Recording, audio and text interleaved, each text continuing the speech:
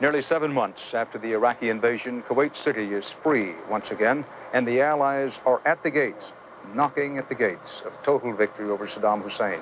CBS News and this CBS station are following this rapidly changing story around the clock with exclusive reports from Iraq and Kuwait. We'll bring you updates throughout the evening and a special one-hour edition of America Tonight later on. For some of the stations who are leaving us now, good night. We'll be back with others soon. They got to time this thing.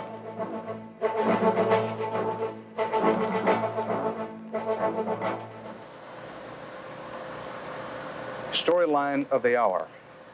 The elite Republican Guard of Saddam Hussein is encircled and at this hour taking a terrible pounding from the air and from U.S. and allied weapons on the ground. Iraqi troops are fleeing Kuwait under relentless pressure, but some of them are fighting U.S. Marines and other allied forces inside Kuwait. In southern Iraq, allied forces have closed a deadly circle around Saddam Hussein's best and are pouring it on. Kuwait City is free. U.S. Marines have secured the U.S. embassy that was abandoned under siege last year. Eric Ingberg reports on day 3 of the land war. Kuwait City fell back into the hands of its own people on the 41st day of the war. The Iraqis leaving without a fight hours before the Allied liberators arrived.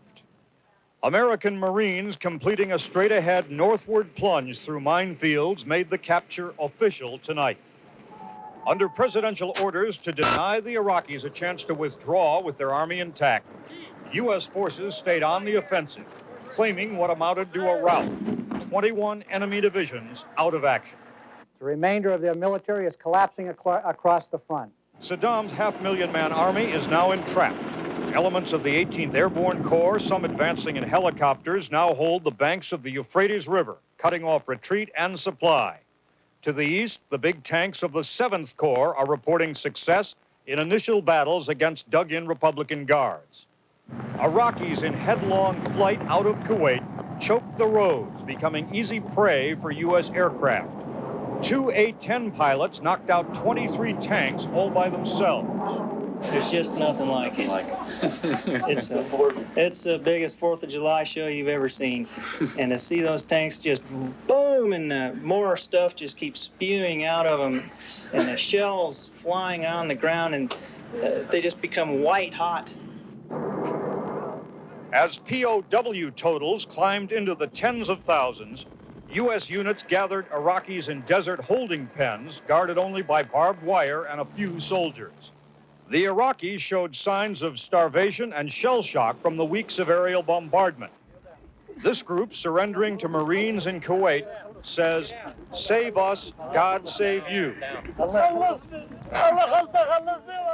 They report a dead comrade still inside the bunker. You're all right. You're all right. Some Iraqis still carried U.S. leaflets urging them to surrender as they were searched for weapons and, in some cases, treated for injuries. While the U.S. command refused to offer a timetable for victory in the expectation the Republican Guards would provide a higher level of combat skills, the end seemed very near. Eric Engberg, CBS News, Saudi Arabia. Joining us once again now is CBS News reporter Bob McEwen, live and direct from Kuwait City, and in Washington, the Kuwaiti ambassador to the United States. Mr. Ambassador, thanks for being with us tonight. Bob, we hope you're hearing us just fine. Mr. Ambassador, I am. Kuwait City is free. There are pockets of resistance, always the danger of snipers, booby traps, and mines, but Kuwait City is free. What are your feelings at this moment? Good evening, Dan, and thanks for giving me the chance to speak at this momentous occasion. Let's not, first of all, let our feelings of joy and celebration overcome our feeling for concern and worry, for the battle is still continuing, the war is still continuing, there are many lives at risk still, and our hearts go out to all the families of those victims of this war, especially those ones who are victims of the Scud missiles in Dhahran in Saudi Arabia. We should be careful with what we say actually at this stage now, and there are many human lives at risk. and we should be cautious about this whole situation. But there is a great sense of relief that every Kuwaiti and everyone feels right away. Mr. Ambassador, there have been reports that literally hundreds, perhaps thousands of Kuwaitis were taken out of the country by the Iraqis. Are those reports true? What can you tell us about that? Dan, we have definite confirmed reports that there are thousands still missing that the Iraqis have taken into areas inside Iraq. We don't know where. Some of them were able to escape only a couple of days ago, and they ended up in Turkey, where they called us from Turkey, from prisons in Mosul and areas in the northern part of Iraq. So we're still, there are so many missing civilians in Kuwait, and we still have to make head counts as we go along. Bob McEwen in Kuwait City, occur to you to ask anything of the ambassador in Washington? It does, Dan. Mr. Ambassador, speaking to some Kuwaiti citizens this afternoon when we arrived, all of them had stories of the things that had happened to them at the hands of the Iraqis. Many were quite bitter. The people who seem to be patrolling the streets with guns in their hands tonight have 400 Iraqi soldiers in their custody. What do you think will and should be done with those soldiers? Well, Bob, let me first of all say how envious I am of you being on the soil of Kuwait. I just hope that, I wish I was standing next to you, but the soldiers, the Iraqi prisoners of war, will be treated in accordance with the 1949 Geneva Conventions. They are prisoners of war. We are human people. We treat them according to the international law.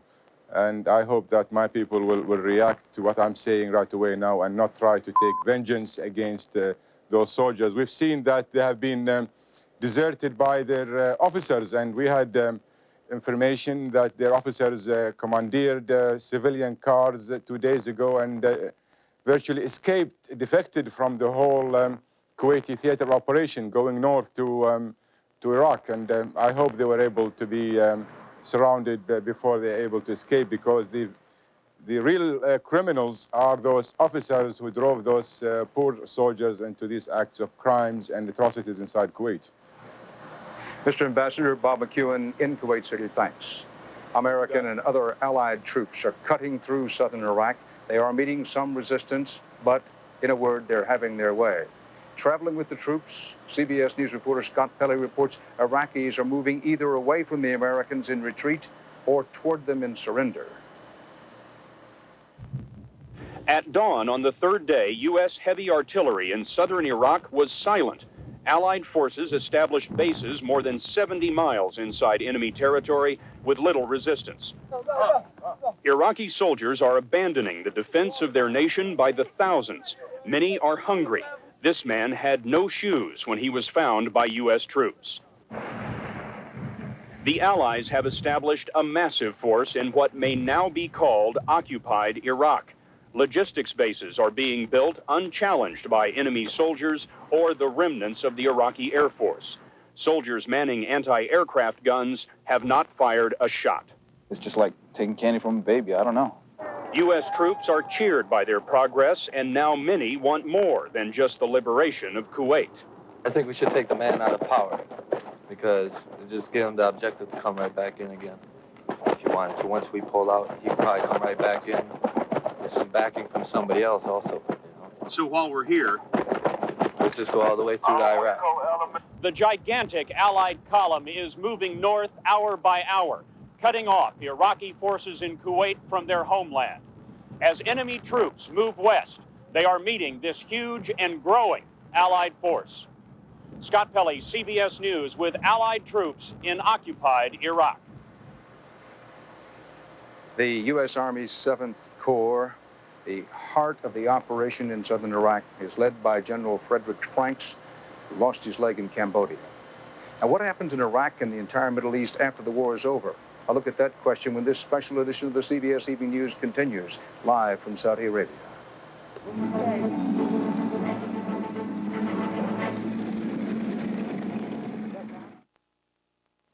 Nobody beats Home Depot. Nobody. Home Depot will beat any price, any store, any identical item, any day. And low prices are just the beginning. Home Depot features Morgan solid wood entry doors in a wide variety of styles. We also carry Weiser deadbolts and lock sets to keep your home safe and secure. When you're with us at Home Depot, you feel right at home. Can you pass the true financial test?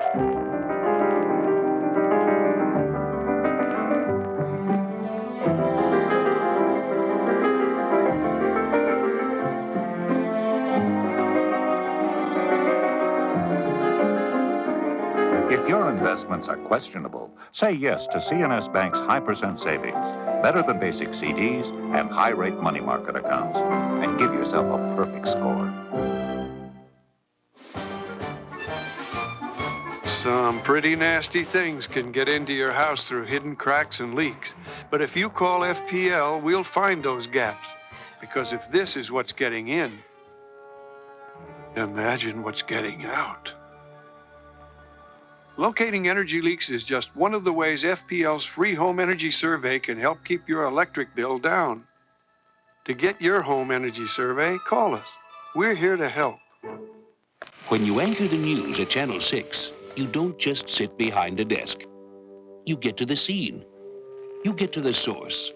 And when you do it right, you get to the heart of the story. For Giselle Fernandez, news isn't just something you report. It's something you feel. Getting the facts is important, but the real job is finding the truth. At Channel 6 Action News, we're earning our reputation, one story at a time. It's no secret that President Bush and the Allies are already looking ahead to what may happen to the maps of the Middle East after the war is won. But are they all looking in the same direction, in the same way? In Washington, Bill Plant is tracking Allied scenarios for when the fighting stops. Bill, good evening. Good evening, Dan. The British, French, and German foreign ministers are coming to Washington this week to begin planning the shape of the post-war Middle East. Now, there could be as many ideas about that as there are allies. So, senior administration officials have devised a U.S. plan. When the fighting is over, the U.S. wants prisoners of war freed at once. Not only its own, but thousands of Kuwaitis believed held by Iraq. American troops would begin leaving almost immediately. First, those now in Iraq to demonstrate that the Allies want no territory. In Kuwait, U.S. planners envision a peacekeeping force that is as Arab as possible. But making plans is one thing, and implementing them is quite another. In the aftermath, our diplomats, our economists, our political specialists must be just as skillful in conducting the aftermath of the war as our military personnel have been in conducting the war itself. We can't simply eject Iraq out of Kuwait, decimate their army, and then sort of walk away and leave a vacuum. In fact, Americans do not seem opposed to a post-war U.S. role. A CBS News poll last night found that 60% of those questioned believed the U.S. should keep some troops in the Gulf to ensure stability. But by overwhelming margins, people think the U.S. should neither pay the cost of rebuilding Iraq nor try to set up a new government there. Almost half do think that the U.S. should require elections in Kuwait rather than just returning the royal family to power. The question of just who pays for the war is also troubling the Congress. We may well face a situation where Kuwait has been restored and the emergency is over, and like many debtors, there's not too much interest in paying after the fact. Even after the ground campaign ends, a senior administration official says that if Saddam remains in power and continues firing Scud missiles, then the air war will continue. Dan? Bill Plant, thanks. Joining us now for more insight and analysis, CBS News consultant Fuad Ajami in New York, and in Washington, House Foreign Affairs Committee veteran Congressman Lee Hamilton, Democrat of Indiana. Thanks for being with us, Congressman. If Saddam Hussein does not surrender, how does this war end? Well, I think it ends a number of ways. One is just continuing withdrawal. That's happening now. Maybe a negotiated solution, maybe a surrender. It's hard to see at this point precisely how it will end. At some point, you're going to have negotiations to begin to tackle the problems that were mentioned just a moment ago. Fuad Ajami, what is the reaction of Arabs when they see these thousands of POWs strung out across the desert? Well, Dan, you're absolutely right. This is for the Arab world. Around the corner, you meet the past again. In effect, Saddam Hussein promised the Arab world a brand new world. He told them that they would not taste the bitter dust of defeat. He told them he wouldn't be like Abdel Nasser. He told them that this war would not end the way the Six-Day War ended. And in the end, look what happened. The man who said he would build a brand new world for the Arab, a brand new base of power, told his soldiers that they will have angels of mercy at their shoulders instead of air cover. So for them, they looked around, they followed this man, they took a ride with him, and they wake up to find that the world hadn't really changed for them, that this man hadn't really built a modern industrial state, and that this man had taken them on a false ride. And already the reports are they're coming in from Jordan, they're coming in from Yemen, of enormous bitterness, of enormous anger at Saddam. So I think for the Arab world, there is, again, the old familiar story of taking a ride with a conqueror only to discover that he has feet of clay. Congressman Hamilton, should the United States be part of a peacekeeping force in this part of the world? And how long are we going to keep a major military force out here?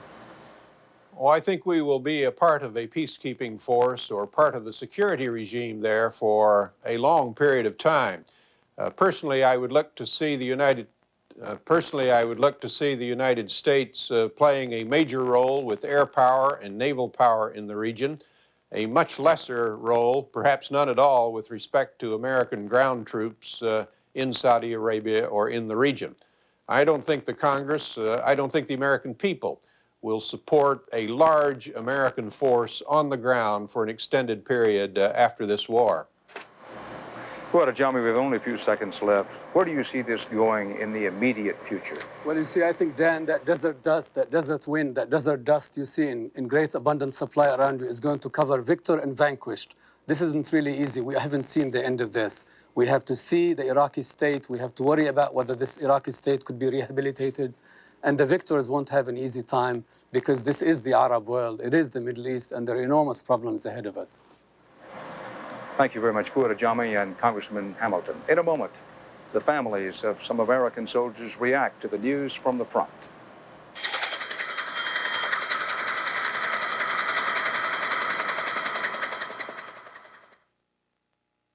Cruising, I feel, is something that a lot of people dream about. Somewhere between a wish and a dream, somewhere. Somewhere is here on a princess cruise. Somewhere between a wave and the sea, between a glance and a touch. Somewhere. Only on Princess. It's more than a cruise. It's the Love Boats.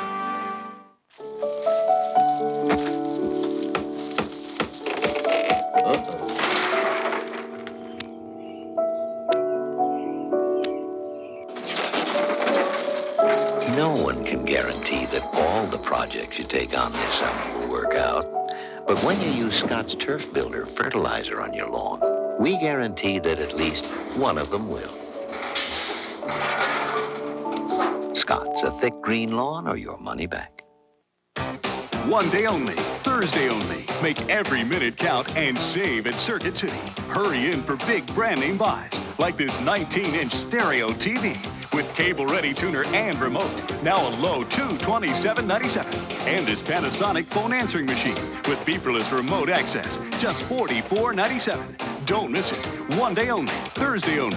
Every minute counts at Circuit City. Welcome to Circuit City, where service is state of the art.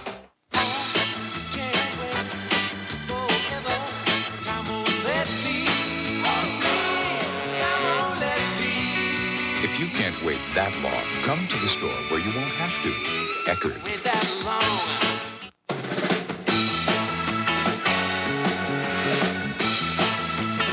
Maybe you can't hurry love, but you can find the perfect Valentine's card in a hurry. American greetings at Eckerd, because America can't wait.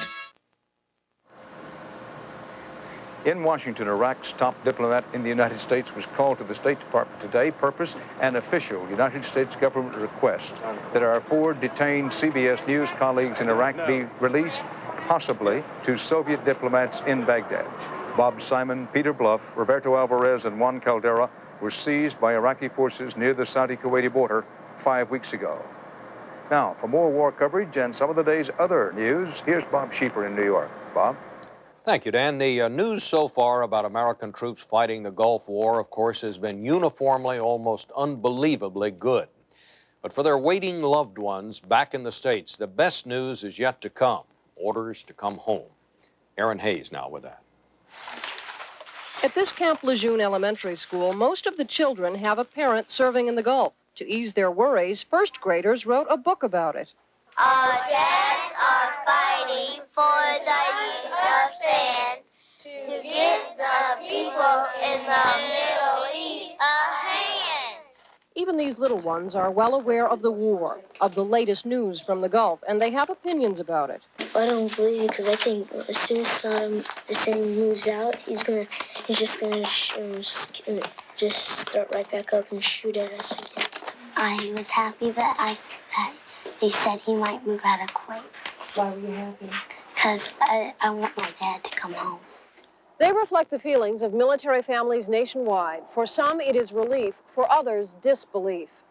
He can always start and stop, and then when we least expect it, he can come right back at us again. Yvette England is a Fort Bragg wife, overjoyed at what appears to be increasingly good news. I'm just getting chills now, thinking, God, maybe this is it. I've heard from a lot of people this is going to be a short war. But at Fort Stewart, Tammy Hunter, an Army wife, watches developments and worries, afraid to get her hopes up. Because if I let myself know it, I'll be hurt. I would definitely be hurt. I'm scared. I'm really scared. Plenty are scared, but many watching the war are convinced a quick end is not enough. Because if you don't take him out, we're going to go back again some other time and do it again. From this Georgia bar to Oceanside, California, home of Camp Pendleton Marines, the watch continues. Wives like Gina Regalado hold out hope. I want my husband to come back home so I can put his wedding ring back on his finger. There will be a wait, though. Even the children of Camp Lejeune know the news won't really be good until they hear the war is over.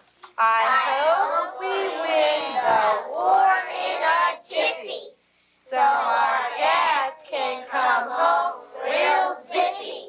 Aaron Hayes, CBS News, Fort Bragg, North Carolina.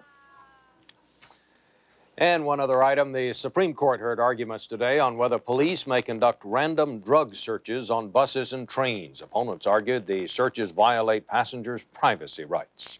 That's it from here. Let's go back to the real news. Dan Rather in Saudi Arabia. Dan? Thanks, Bob. When we come back, we'll show you some stunning pictures and give you something to think about when we cover the story of the largest medical evacuation ever.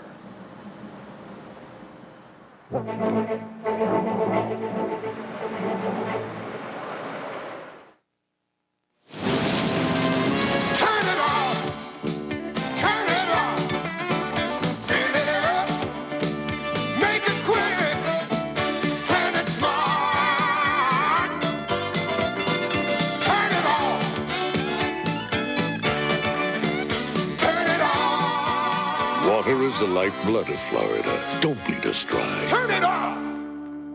Call for your free How to Turn It Off brochure.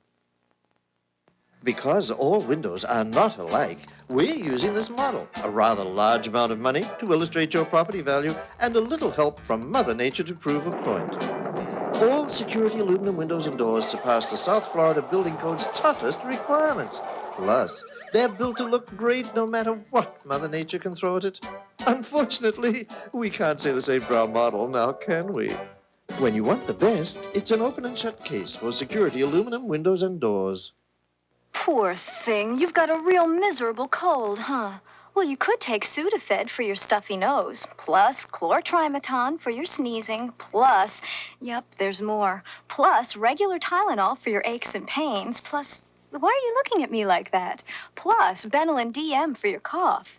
You don't want to take all these? Well, you can relieve all those symptoms with multi-symptom Comtrex. It's that simple. Just take Comtrex and you'll feel better. Comtrex, all alone, it does it all.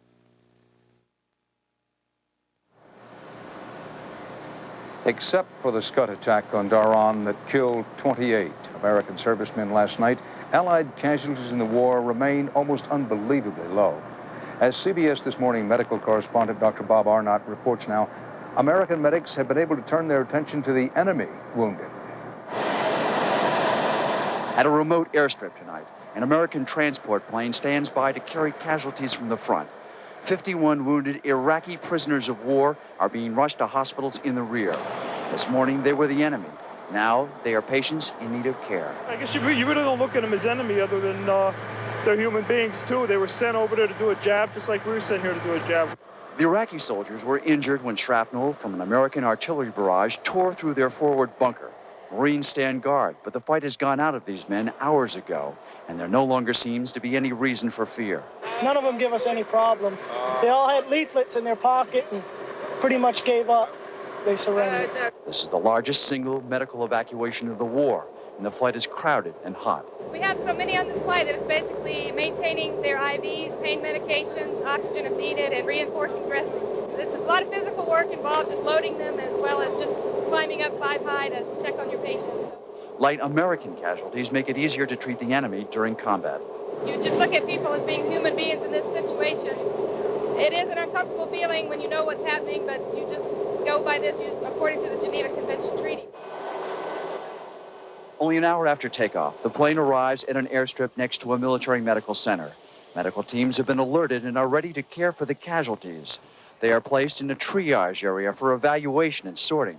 Doctors quickly check each patient and decide on the next stage of care.